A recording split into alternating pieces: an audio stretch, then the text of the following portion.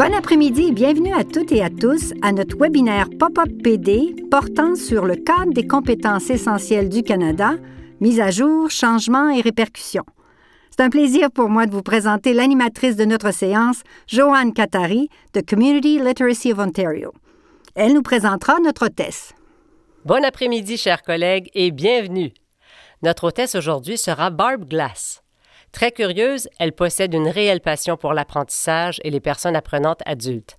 Ce sera un plaisir de travailler avec elle aujourd'hui. Barb a fait ses débuts au sein du conseil scolaire de la région de York.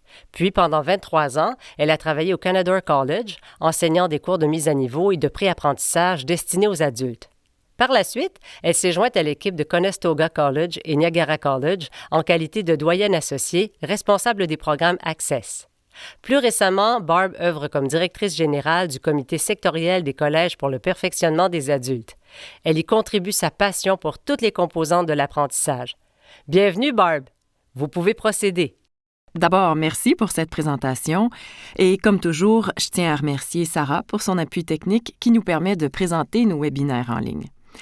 La diapositive que vous voyez souligne certains éléments en ce qui a trait à notre série portant sur les webinaires Pop-up PD pour les intervenants en alphabétisation.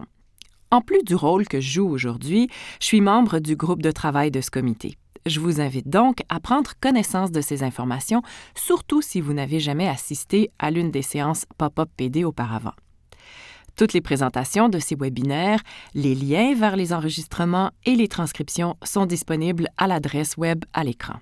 Si vous avez des suggestions de thèmes pour les webinaires à venir, n'hésitez pas à nous envoyer un courriel. Le comité évaluera vos suggestions. Maintenant que nous avons traité de ces détails, passons à la séance d'aujourd'hui. 3 partenaires se partageront la tâche de conférencier et traiteront du contenu de la façon suivante. D'abord, nous parlerons brièvement de l'objectif de la séance et présenterons nos collègues qui sont ici pour nous aider. Ensuite, nous en viendrons au contenu et au thème, discutant de la transformation du cadre des compétences essentielles du Canada, tout en offrant quelques commentaires au sujet des implications que celle-ci aura sur les instruments d'évaluation des compétences essentielles utilisés présentement. Puis, nous conclurons le tout. Joanne et Tamara surveilleront la zone de clavardage et partageront les questions que nous recevrons. Nous répondrons aux questions à la fin de chaque bloc. Je suis certaine que vous êtes au courant de l'objectif de la séance d'aujourd'hui. On entend parler de la transformation du cadre des compétences essentielles fédérales depuis un certain temps déjà. Vous avez peut-être participé à des activités liées à cette transformation ou en avez entendu parler dans un autre contexte. Le Bureau de l'alphabétisation et des compétences essentielles n'a pas encore lancé le nouveau cadre. Toutefois, il a sans doute beaucoup consulté les intervenants du domaine et continue à le faire. Des représentants du BACE présenteront tantôt des points saillants en fonction de ce qu'ils sont en mesure de partager à ce moment-ci au sujet du nouveau cadre. La deuxième partie traitera des implications que les changements au cadre pourraient avoir sur les outils d'évaluation des compétences essentielles que nous utilisons présentement, surtout ces outils dont nous faisons le plus usage. Il est temps de vous présenter nos invités provenant du Bureau de l'alphabétisation et des compétences essentielles du gouvernement fédéral et les autres partenaires qui sont en ligne aujourd'hui. Comme le notait Joanne, je suis présentement la directrice générale du CSC, l'un des organismes de soutien obtenant du financement en AFB. Nous représentons les programmes de perfectionnement des adultes pour le secteur collégial. Nous œuvrons dans divers domaines, mais aujourd'hui, je suis ici à la fois à titre de directrice générale du CSC et pour parler de nos instruments d'évaluation des compétences essentielles. Nous offrons aussi le programme Accès carrière-études pour adultes à distance à l'aide de notre programme Apprentissage en ligne. Les 3 cercles représentent nos 3 domaines d'intervention.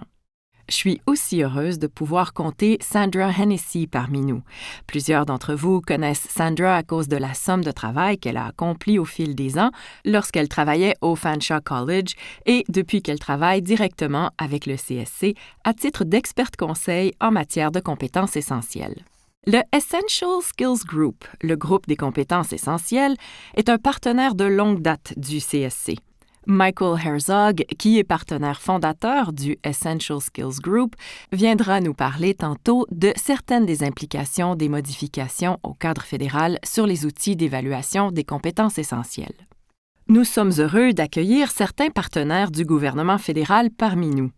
Ils et elles proviennent du ministère de l'Emploi et Développement social Canada. Annette Vermaten est la directrice du Bureau de l'alphabétisation et des compétences essentielles, Division des compétences et l'employabilité du EDSC. Bienvenue Annette, merci d'être avec nous aujourd'hui. Andrea Horton est gestionnaire de la division de l'élaboration des politiques et développement de programmes d'employabilité. Andrea et Annette nous ont salués de la main quand nous les avons présentés. J'ai tiré les quelques renseignements ici de la page d'accueil du site Web du BACE sur le site du gouvernement du Canada. Le rôle du BACE est d'aider les Canadiens à améliorer leur niveau d'alphabétisation et leurs compétences essentielles afin de leur permettre de mieux se préparer à occuper un emploi, à trouver un emploi et à le conserver, ainsi qu'à s'adapter et à réussir au travail. Pour ce faire, le BACE travaille en étroite collaboration avec les administrations provinciales et territoriales en vue de favoriser l'intégration de compétences essentielles dans les programmes d'emploi et de formation qu'ils exécutent une grande partie et pour lesquels ils reçoivent un financement supplémentaire dans le cadre de transferts fédéraux relatifs au marché du travail, comme le Fonds canadien pour l'emploi et les ententes sur le développement du marché du travail. La plupart des personnes qui participent à cette séance savent très bien qu'une bonne portion du financement que nous utilisons en Ontario pour offrir le programme en alphabétisation et compétences essentielles provient d'ententes fédérales portant sur le développement du marché du travail. Le cadre des compétences essentielles originales, élaboré par le BACE à la fin des années 1980, comprenait 9 compétences essentielles. Le cadre a vu le jour au début des années 1990 et la définition que vous voyez à l'écran faisait office de définition opérationnelle tout en étant la définition finale adoptée pour l'alphabétisation et les compétences essentielles comme nous l'utilisons ici au Canada. Il est tout à fait opportun que le BACE entreprenne une transformation du cadre. La main-d'œuvre, le marché du travail, tellement de conditions ont changé au cours des dernières décennies. Il est donc de mise que le BACE effectue cette évaluation et mise à jour. Nous sommes très heureux d'être en mesure d'obtenir un aperçu des choses à venir. À ce point-ci, j'inviterai Andrea Horton à prendre la parole. Elle continuera la présentation à l'aide des prochaines diapositives afin de nous fournir d'autres renseignements. Merci pour cette présentation, Barb. Nous tenons à vous remercier chaleureusement de nous avoir invités à participer à cet événement.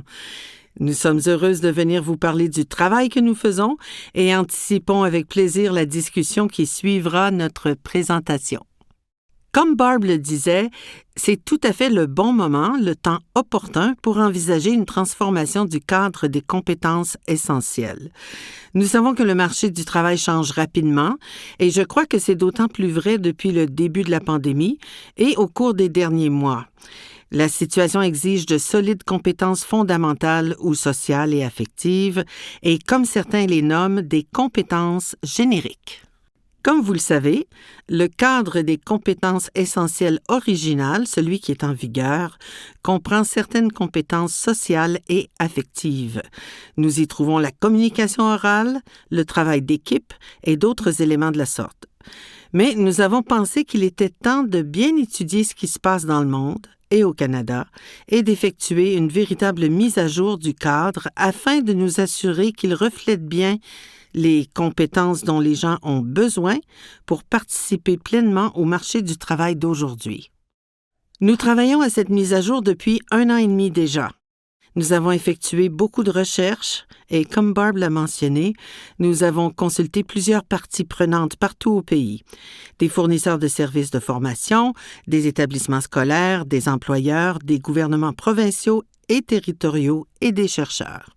Je sais que certains d'entre vous ont peut-être vu des ébauches de ce nouveau cadre et savent en quoi il consiste. Nous tenons toutefois à vous rappeler que le document est toujours sous forme d'ébauche.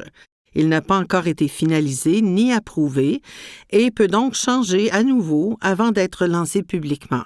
Nous ne savons pas encore quand cela se produira, mais nous vous en informerons. Comme je vous l'ai dit, nous croyons que ce nouveau cadre aidera les travailleurs à cerner les compétences dont ils ont besoin pour s'adapter à l'environnement actuel. Il aidera aussi les employeurs et les intervenants en formation à offrir un meilleur appui aux personnes qui développeront ces compétences. Selon la recherche du Programme pour l'évaluation internationale des compétences des adultes, réalisé par l'OCDE et lancé en 2012, plus de 45% des travailleurs possèdent des compétences en alphabétisation et numératie de niveau 2 ou moins, sur une échelle de 5 points. D'autres recherches ont démontré que la plupart des emplois requièrent un niveau 3 ou plus, ce qui nous indique que plusieurs travailleurs ne possèdent pas le niveau de compétences dont ils ont besoin pour réussir dans des emplois offerts. Nous savons aussi que la technologie est en plein développement et les gens doivent posséder des compétences essentielles pour les aider à l'apprentissage de nouvelles technologies et à s'adapter à de nouveaux emplois ou postes. Une étude du Conseil consultatif en matière de croissance économique du gouvernement du Canada a découvert que la plupart des employeurs recherchent des compétences génériques chez les personnes qu'ils embauchent. 67% d'entre eux ont indiqué que c'était en fait la priorité. On peut comparer ceci à 52% des employeurs qui recherchent des habiletés techniques. Les compétences génériques sont donc plus importantes pour plusieurs employeurs que les habiletés techniques. Nous devons vraiment déterminer comment nous pouvons aider les personnes à développer ces compétences. Aussi, diverses recherches ont démontré que les employeurs avaient réduit leurs investissements en matière de développement des compétences au cours des 2 dernières décennies. La formation que l'on choisit d'offrir est davantage axée sur les employés plus qualifiés, alors que les travailleurs peu qualifiés pourraient davantage profiter d'une mise à niveau ou de l'acquisition de compétences, ce qui ne devrait surprendre personne. Il est essentiel que les bonnes personnes reçoivent la bonne formation afin de développer ces compétences. Comme Barb l'a mentionné, le cadre des compétences essentielles original a été élaboré au début des années 1990. Nous travaillons en nous y référant depuis 3 décennies maintenant. Cela veut dire que nous avons appris beaucoup de choses au sujet de ce qui fonctionne et des incidences de la formation en compétences essentielles. Voici quelques exemples tirés de projets auxquels le BACE a accordé du financement au cours des dernières années. L'un des projets que nous avons financé, en collaboration avec la Société de recherche sociale appliquée, et qui offrait de la formation en compétences essentielles à des travailleurs du secteur hôtelier, a constaté un retour sur l'investissement pouvant atteindre 23% à la suite de la formation qu'on avait offerte. On a aussi noté d'autres bienfaits, y compris une hausse de la productivité au travail et moins d'absentéisme. Une autre étude a été effectuée par Data Angel et quelques chercheurs à l'aide des données du PEICA. On a trouvé qu'une augmentation de 1% du taux d'alphabétisation pourrait être associée à une croissance de 5% en matière de productivité du marché du travail et 3% de croissance en termes de PIB par habitant. Ainsi, même une légère augmentation du niveau d'alphabétisation peut entraîner des répercussions considérables sur l'ensemble de l'économie. L'objectif de plusieurs programmes de formation est l'amélioration des compétences. Une étude effectuée par la SRSA a démontré qu'une formation ciblée de quelques 20 heures ou moins améliore le niveau de productivité au travail des employés et peut aussi avoir d'autres incidences positives. Ainsi, nous n'avons pas besoin de longues périodes de formation. Même les plus petites interventions en matière de formation peuvent avoir des bienfaits. Ce type de formation peut être bénéfique en particulier pour ceux et celles qui ont vécu de mauvaises expériences scolaires. Elle est plus pertinente et fait moins peur peut-être. D'ailleurs, l'éducation formelle ne permet pas de développer des compétences génériques ou ne démontre pas les compétences génériques que recherchent les employeurs. Par conséquent, nous devons déterminer si nous devrions faire les choses autrement. Ce qui nous ramène de nouveau à l'importance des compétences sociales et affectives. Je crois qu'il s'agit de l'un des principaux thèmes de la transformation du cadre des compétences essentielles. Comme je l'ai déjà dit, nous traitons des compétences servant à interagir socialement avec les autres de façon efficace. Certains diront qu'il s'agit de compétences humaines, de compétences génériques ou de compétences du 21e siècle. Il ne semble pas y avoir de consensus sur l'intitulé. Toutefois, tout le monde s'entend pour dire que ces compétences ont de l'importance. Ces compétences ne sont pas isolées les unes des autres. En fait, elles interagissent et peuvent être adaptées à diverses situations. Elles sont donc transférables et peuvent être utilisées dans une variété de contextes. Ce sera une composante significative du cadre renouvelé. Nous savons que certaines de ces compétences seront plus pertinentes selon le type d'occupation ou le type de formation ou d'éducation que les gens recherchent. Bref, le cadre pourra être adapté en fonction des besoins des personnes apprenantes. Nous voulons vraiment être en mesure d'aider les travailleurs à s'assurer qu'ils possèdent ce dont ils ont besoin pour réussir dans les postes qu'ils occupent, pour intégrer ou réintégrer le marché du travail ou pour faire la transition vers de nouveaux emplois. Peut-être la pandémie a-t-elle eu des répercussions sur leur emploi et tentent-ils de réintégrer la main-d'œuvre? Il est donc très important pour eux de posséder ces compétences fondamentales transférables qu'ils peuvent démontrer et dont ils peuvent se servir dans un poste ou un contexte différent. Une autre composante du cadre transformé, on y met l'accent sur l'inclusion.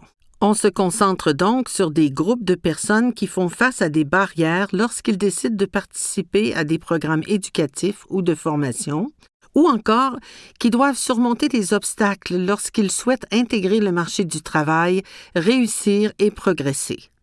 Je parlerai de cela davantage dans un moment, mais c'est aussi l'un des objectifs du nouveau cadre. Nous savons tous et toutes que les compétences numériques sont excessivement importantes maintenant. C'est quelque chose qui a évolué de manière exponentielle depuis le lancement du cadre au début des années 1990. C'est donc une autre composante importante du cadre que nous sommes à élaborer. Nous voulons donc accroître l'importance que nous accordons à l'inclusion de certains individus ou groupes qui font face à des défis ou qui sont exclus de certaines occasions.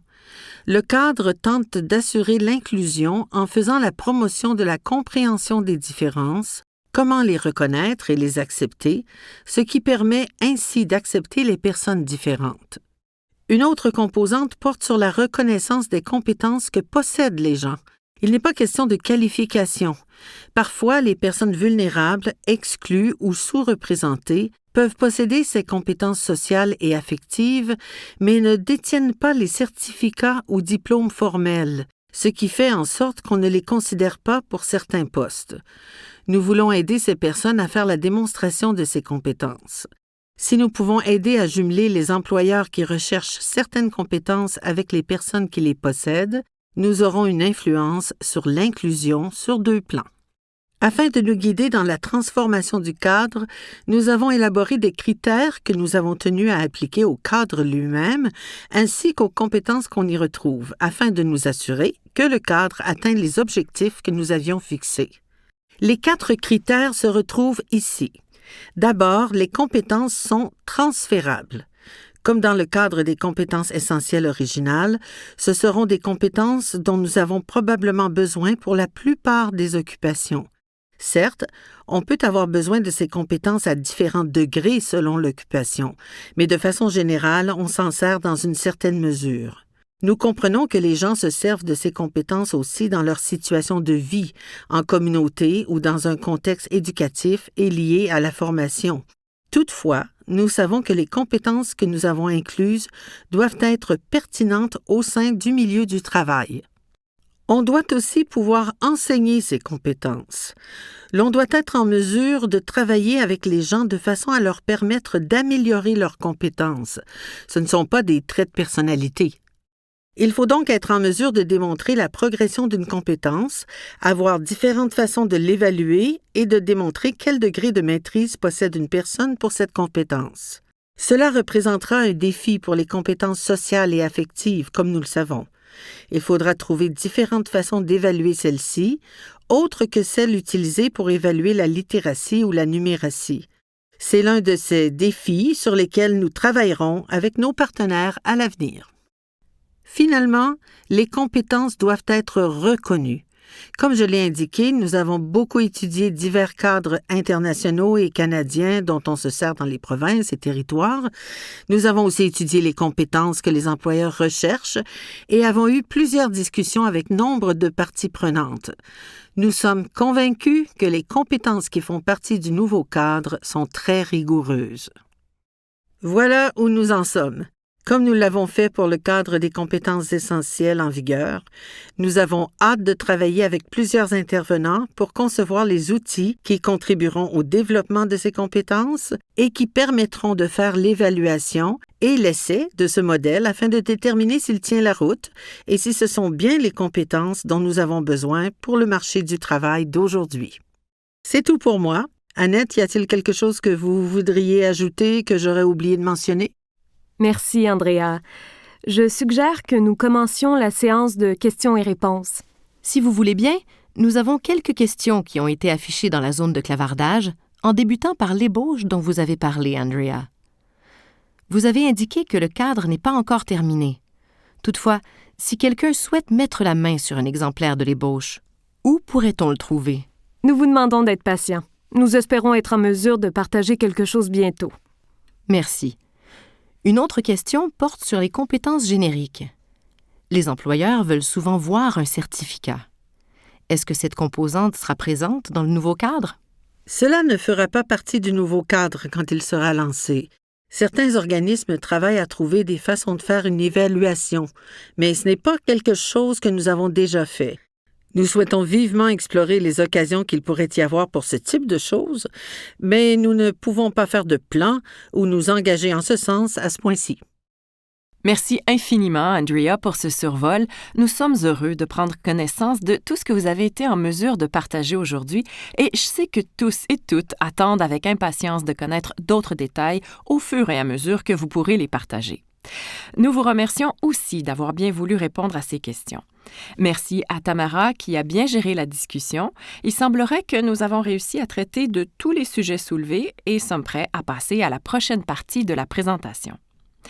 Puisque nous travaillons dans le domaine de l'éducation et que l'évaluation fait partie de ce travail, la plupart d'entre nous avons dû utiliser des outils d'évaluation des compétences essentielles à un moment ou l'autre.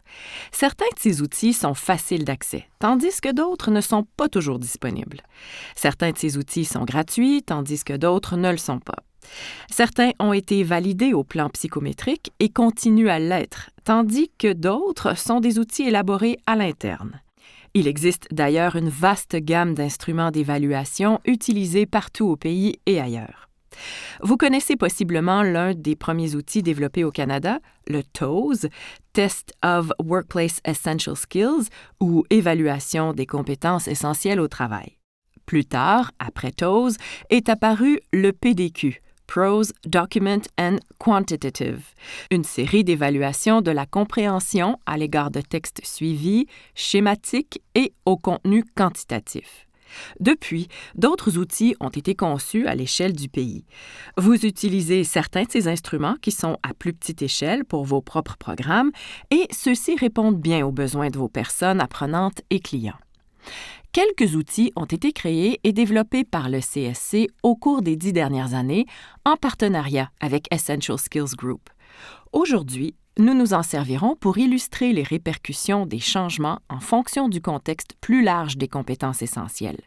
Les outils d'évaluation devront sans doute changer à la suite des modifications que propose le BACE et de la nouvelle version du cadre qui viendra éventuellement. En ce moment, le CSC compte 2 outils sous l'intitulé « Marqueurs de compétences », soit celui visant l'emploi et l'éducation, et l'autre portant le nom « Compétences essentielles pour les gens de métier de l'Ontario ».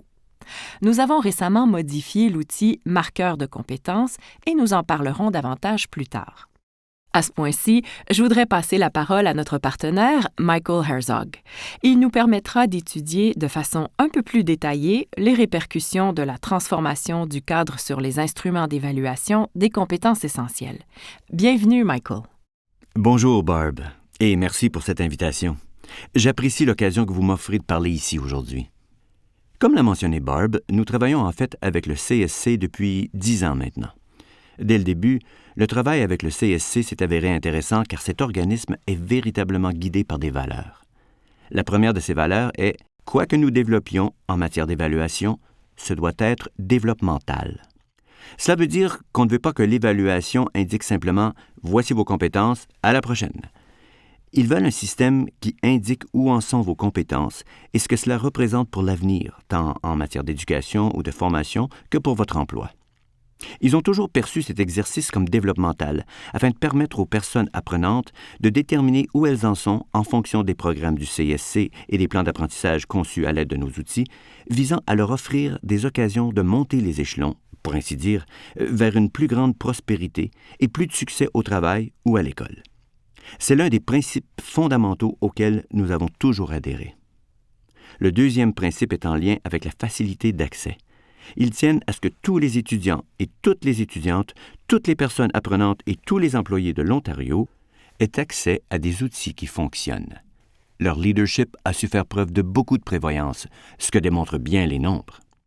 Nous avons réalisé à date quelques 309 000 évaluations. Et ce nombre a augmenté depuis que nous avons préparé cette diapositive. Cela représente environ 257 évaluations par jour. Nous remercions le CSC pour sa vision, ainsi que tous nos partenaires. Plusieurs d'entre vous font partie de ce groupe et méritent ces remerciements, car vous avez contribué à ce succès.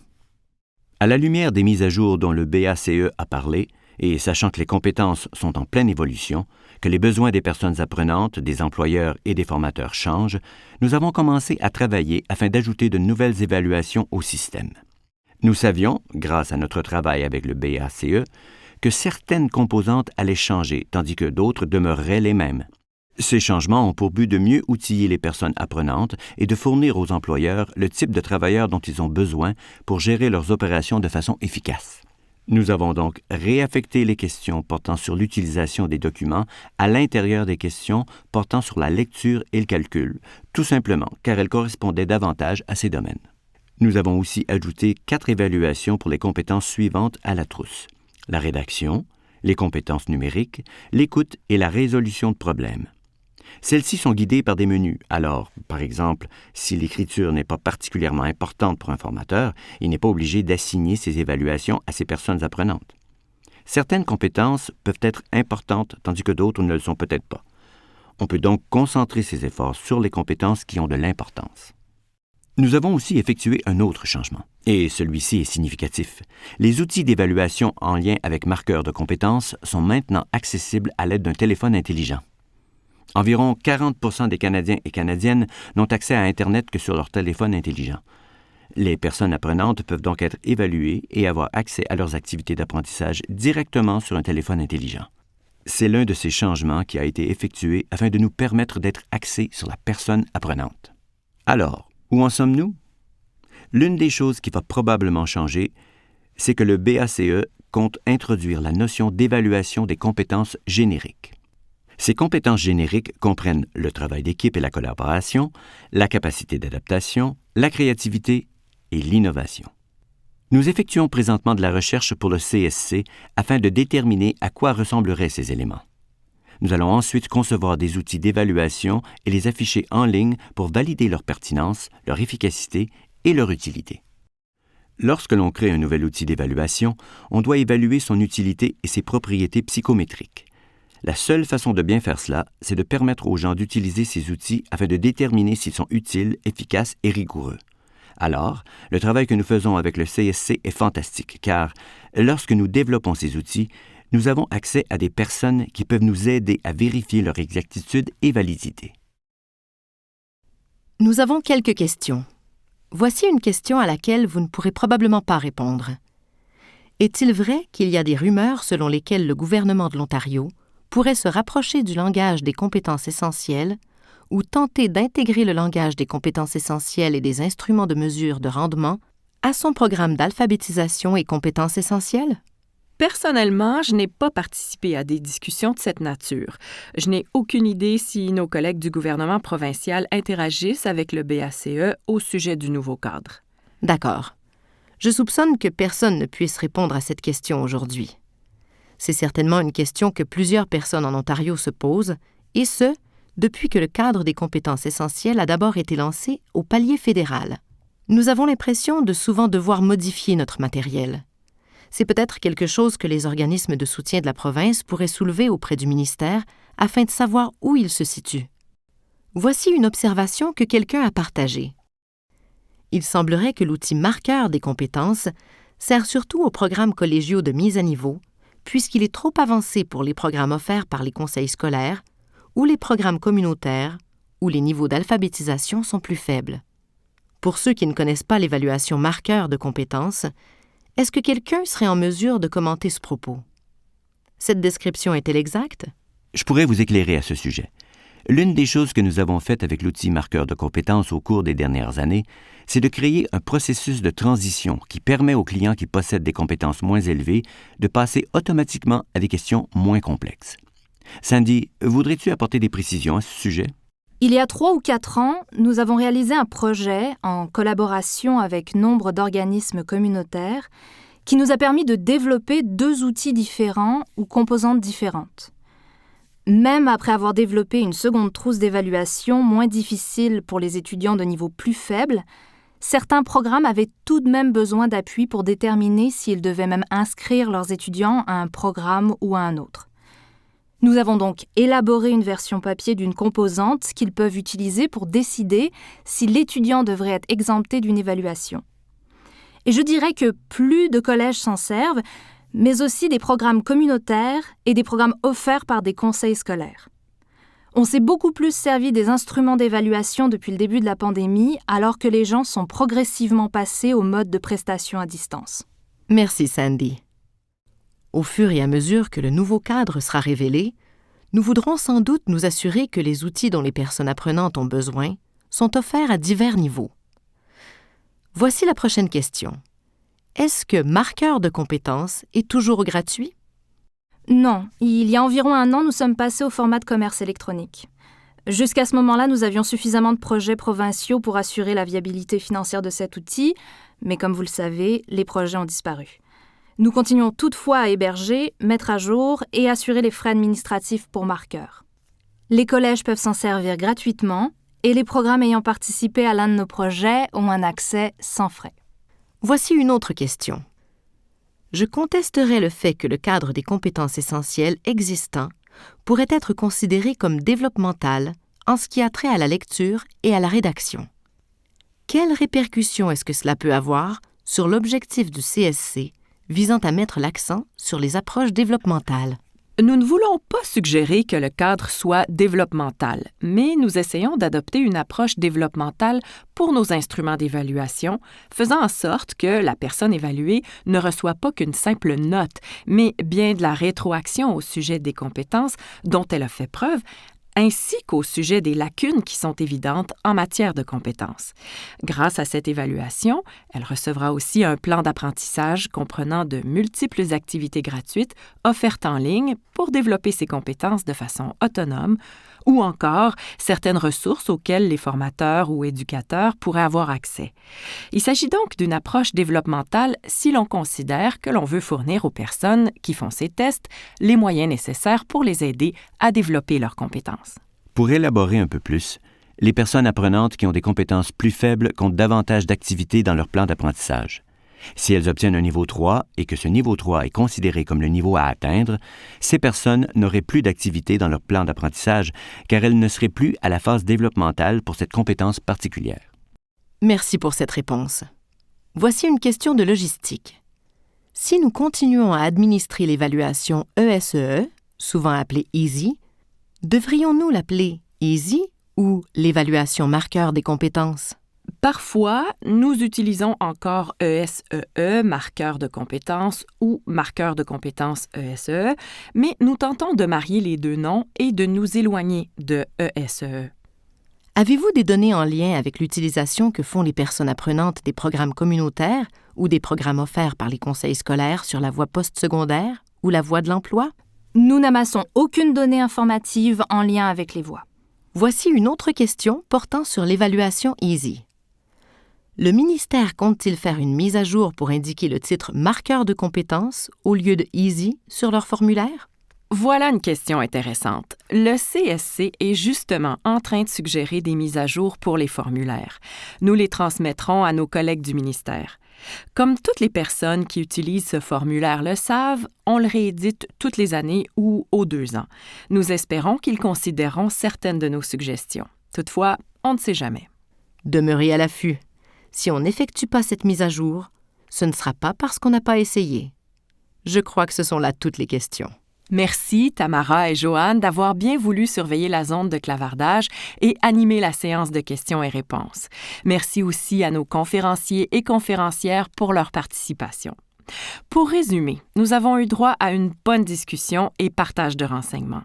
Le BACE continuera à travailler sur la diffusion de ce cadre des compétences essentielles transformé et nous enverra des mises à jour. Même si nous n'avons pas la date du lancement précise pour ce nouveau cadre, nous anticipons avec plaisir en prendre connaissance lorsqu'il sera prêt.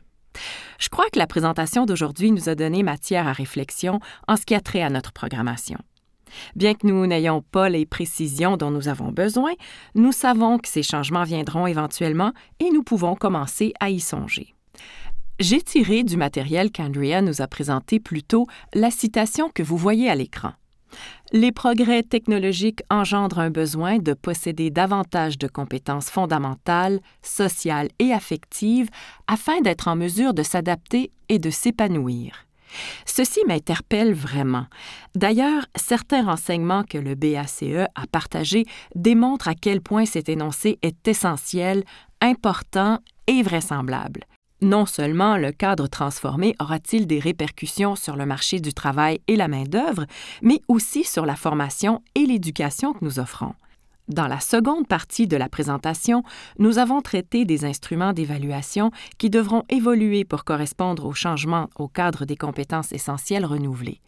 Nous avons utilisé l'outil d'évaluation marqueur de compétences comme exemple pour démontrer les changements que nous avons entrepris. D'autres fournisseurs d'instruments d'évaluation voudront peut-être s'inspirer de notre travail d'une façon ou d'une autre à l'avenir. Nous avons beaucoup apprécié vos commentaires et questions au sujet du EASY, marqueur de compétences, et du CEG-MO. Nous devrons demeurer à l'affût et les considérer lorsque sera complété le nouveau cadre des compétences essentielles afin de déterminer comment en faire la mise en œuvre au sein de notre programmation. Si le gouvernement de l'Ontario choisira de travailler avec nous et nous fournir des informations supplémentaires, est une autre composante inconnue. Nous avons une question qui pourrait mener à plus de discussions ici. Je suis toujours perplexe. Si le cadre des CE est fédéral, comment touche-t-il nos programmes en AFB provinciaux? Je me demande qui pourrait y répondre. Je serais heureuse de tenter d'y répondre, jusqu'à un certain point. C'est une excellente question. Le cadre des compétences essentielles fédérales est un cadre d'envergure fédérale et les provinces, les territoires et les parties prenantes peuvent l'adopter sur une base volontaire. Il existe au sein de l'appareil gouvernemental fédéral une capacité d'effectuer de la recherche et de discuter avec une variété de parties prenantes afin d'arriver à un consensus au sujet de ce que devraient être ces compétences. Pour cette raison, certains territoires et provinces choisissent d'adopter le cadre pour le travail qu'ils font. Il en va de même pour des organismes offrant des services partout au pays. En ce qui a trait à l'Ontario, cette province n'a pas adopté le cadre des compétences essentielles en vigueur. Toutefois, elle a emprunté beaucoup de ses composantes variées et utilise certaines des ressources et certains des outils que nous avons développés au fil des ans. En ce qui a trait au travail que nous avons effectué pour la transformation du cadre des compétences essentielles, l'Ontario a participé à différentes séances de discussion et d'engagement. La province est tout à fait au courant de ce que nous faisons et de l'approche que nous avons adoptée. L'approche que l'Ontario utilise s'harmonise avec nos priorités mutuelles. Cela étant dit, la décision d'intégrer le cadre dans sa programmation portant sur les compétences repose entre les mains du gouvernement de l'Ontario. On attend toujours une confirmation pour connaître les différents éléments qu'il adoptera en ce qui a trait à sa programmation portant sur les compétences essentielles. J'espère que ceci vous aide quelque peu. Je crois qu'il s'agit d'une excellente explication. Merci. Alors même que nous nous penchons sur la question des compétences essentielles en fonction des instruments d'évaluation, des discussions portant sur les compétences essentielles surgissent un peu partout. il est évident que la pandémie a mis l'accent sur un ensemble de compétences qui avaient besoin d'attention. Pour les personnes œuvrant sur le terrain, les conversations de base pour définir ce que sont les compétences représentent un réel défi lorsqu'on se réfère à différentes sources d'informations. Sans doute nos employeurs ne connaissent pas les programmes en alphabétisation et formation de base assez bien pour expliquer ce qu'est le cadre du curriculum en littératie des adultes. Ils peuvent donc aller chercher leurs renseignements auprès d'une association qui a établi une liste fédérale de compétences. Ainsi, si nous en parlons différemment en utilisant le langage lié à l'alphabétisation et aux compétences essentielles, cela peut ajouter à la confusion plutôt que de clarifier les choses. J'espère que le gouvernement de l'Ontario voudra bien adopter un langage semblable, car un nouveau cadre signifie que nous avons beaucoup plus de choses à comprendre que la question liée à l'évaluation. Cela voudra dire que nous devons parler de compétences de façon plus uniforme et mieux adaptée à l'ensemble de nos partenaires communautaires. On a ajouté un commentaire dans la zone de clavardage. On dit que nous devons faire plus d'efforts afin de transmettre le message que nous offrons des compétences transférables. Je crois que nous avons beaucoup de travail devant nous en ce qui a trait aux compétences génériques, la redéfinition des compétences et la manière d'offrir de la formation liée à des compétences pertinentes répondant aux besoins d'aujourd'hui. Je suis donc tout à fait d'accord. Je crois que cette composante fait partie des choses à venir. Nous avons terminé la portion officielle de la présentation. Je tiens à nouveau à remercier nos invités ainsi que nos conférenciers et conférencières, Annette Vermaten, Andrea Horton, Chris Furco. Même s'il n'était pas avec nous aujourd'hui, il a participé à la planification et à la création du matériel pour la portion du BACE de cette présentation. Michael Herzog et Sandra Hennessy. Je voudrais exprimer ma gratitude pour le travail de collaboration qui nous a permis de présenter la séance d'aujourd'hui. Merci aussi à Sarah Stocker pour sa grande expertise technique et à Tamara et Joanne pour leur travail de modératrice aujourd'hui. Merci de tout cœur, Barb, pour ton leadership, comme toujours. Sur cette diapositive, vous trouverez un rappel au sujet des ressources liées au webinaire. On les appelait autrefois la communauté de pratique en ligne, mais aujourd'hui, on les appelle Pop-up PD. Les enregistrements et les transcriptions de tous les webinaires antérieurs sont disponibles en ligne. Nous vous remercions enfin de votre participation. Nous avons reçu d'excellentes informations, des renseignements tout à fait percutants.